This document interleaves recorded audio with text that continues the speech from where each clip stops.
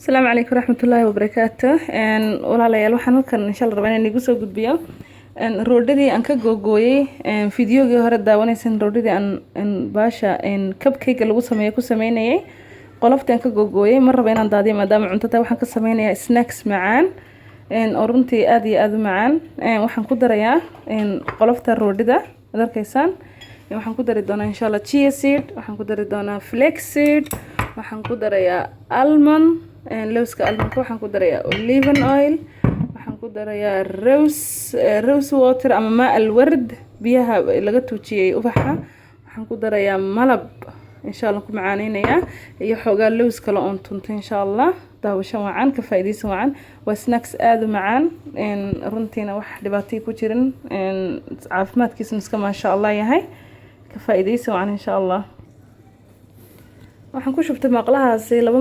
qaado iyo badh olive oil ah waxaan ku dhex darayaa insha Allah roodhida biin rahmaan on rabo inaan ku shaaxidiyo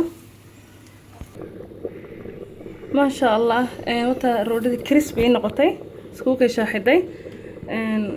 imika waxaan ku darayaa insha Allah malabka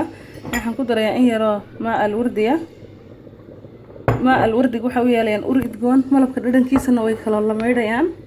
malabkuna malab sax ah oo Soomaali laga keenay ma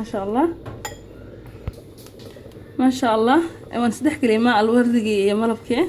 waxaan ku dul daadinayaa insha Allah roodhida aan ku dul shubayaa biin rahmaan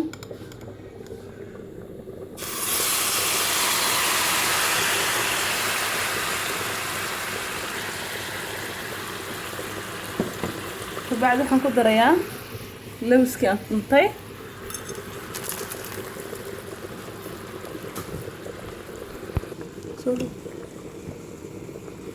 ما شاء الله وملبكي مع الوردقي الروردقي